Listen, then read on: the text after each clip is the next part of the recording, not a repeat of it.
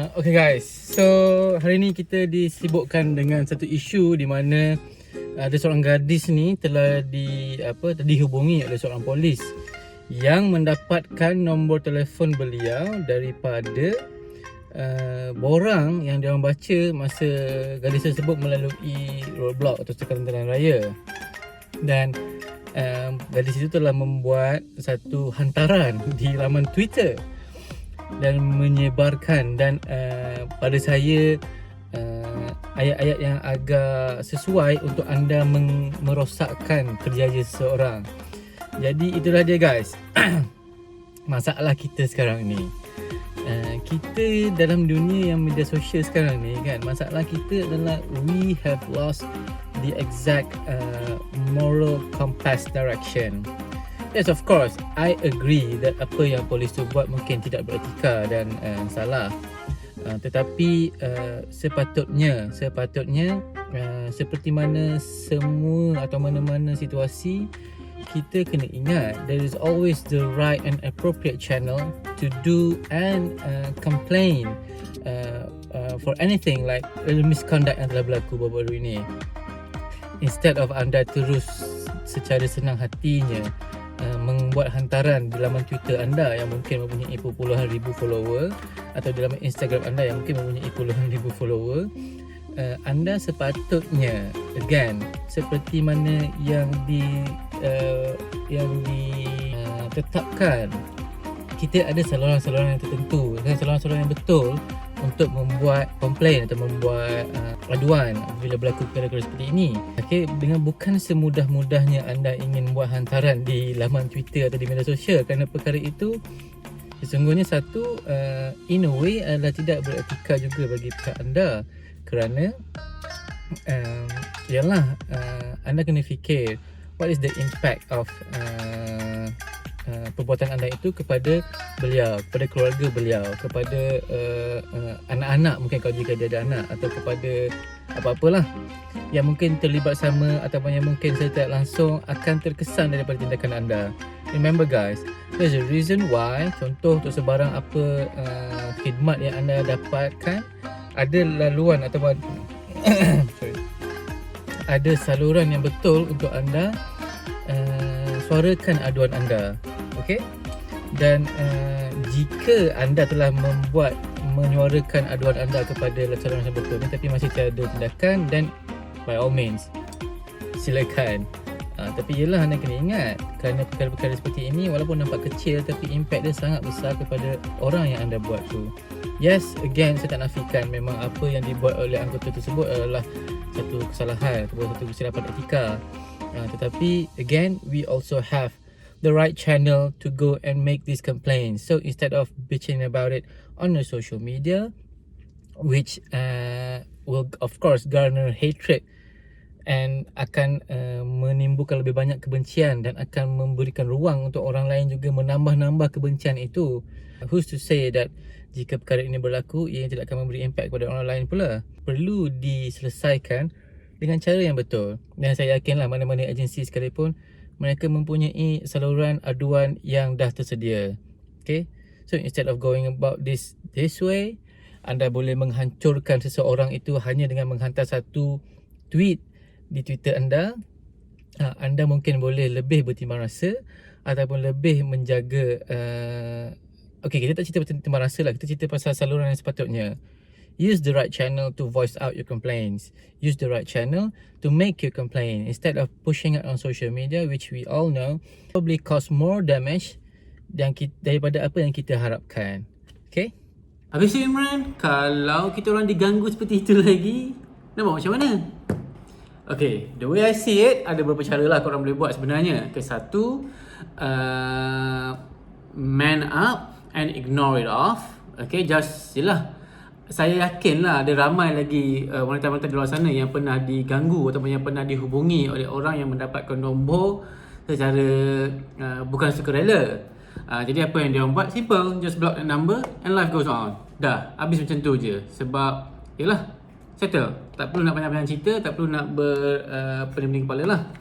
Ataupun yang kedua, which is the more appropriate way to do it, I think, is gunakan saluran yang betul. You guys cari. We have so many ways of voicing out our complaints nowadays. Ada banyak cara. Ada biro pengaduan awam dan kita boleh juga laporkan pada balai yang berdekatan, tak ada masalah, because this is basically a misconduct dan kesalahan etika.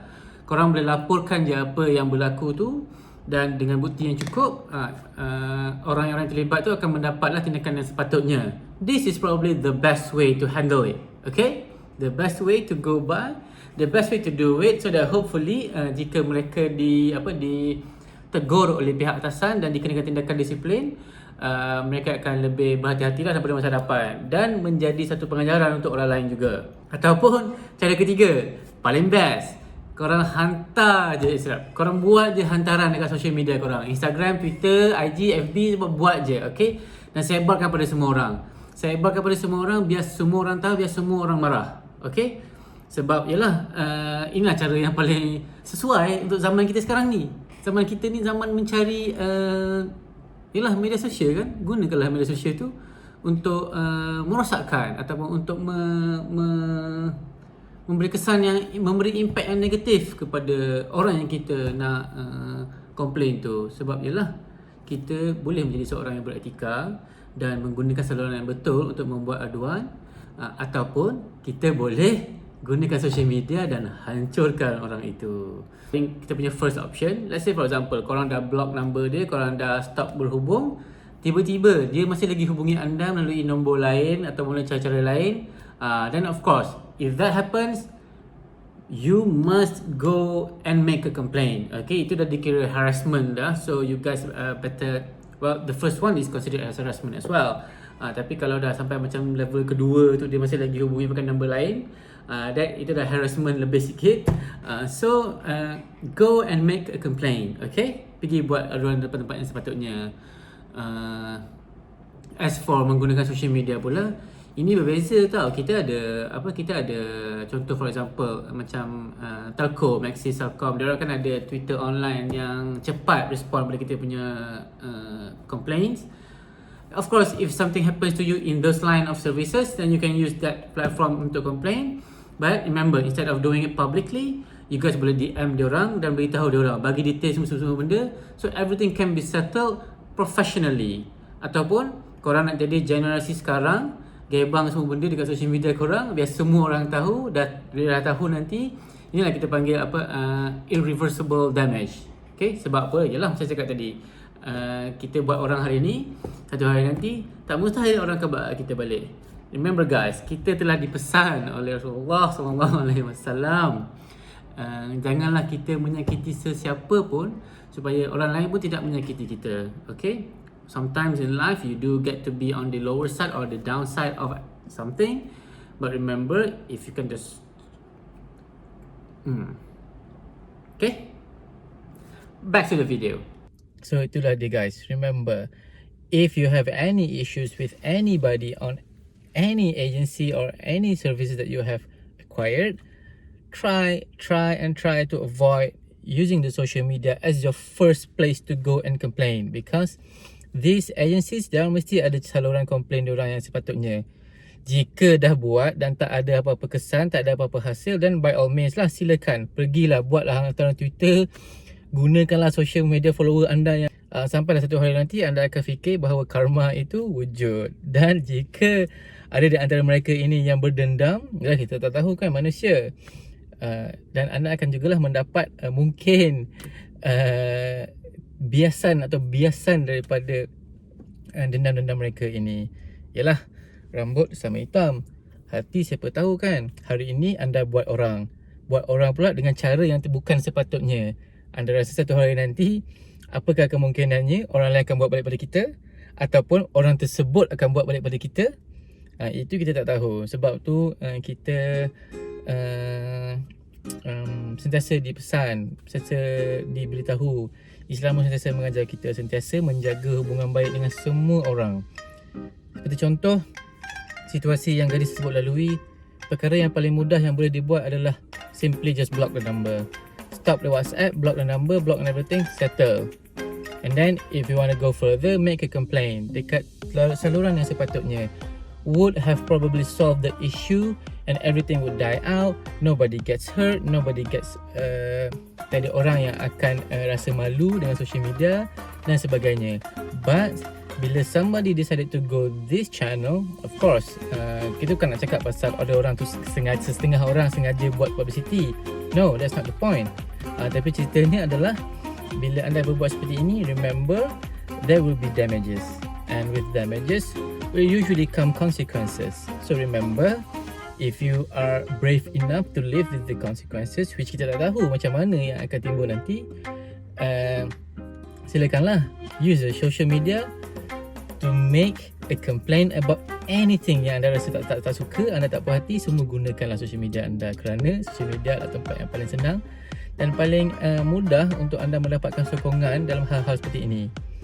Okay, so itulah dia guys. Remember, whenever possible, try to avoid using your social media untuk menyuarakan komplain anda. Remember, sebarang aduan atau komplain yang anda ingin buat, gunakan saluran yang betul dulu. That is where kita punya part.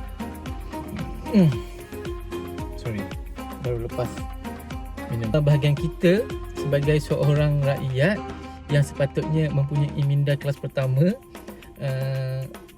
menyuarakan ataupun cuba untuk membetulkan satu benda yang salah dalam sistem kita lah. Yalah, tak nafikan ada setengah tempat memang ada masalah, normal, it happens, it's human nature. But kita ada saluran yang betul untuk menyuarakan kita punya komplain, kita ada saluran yang betul untuk kita menyuarakan kita punya aduan. Gunakan saluran itu dulu.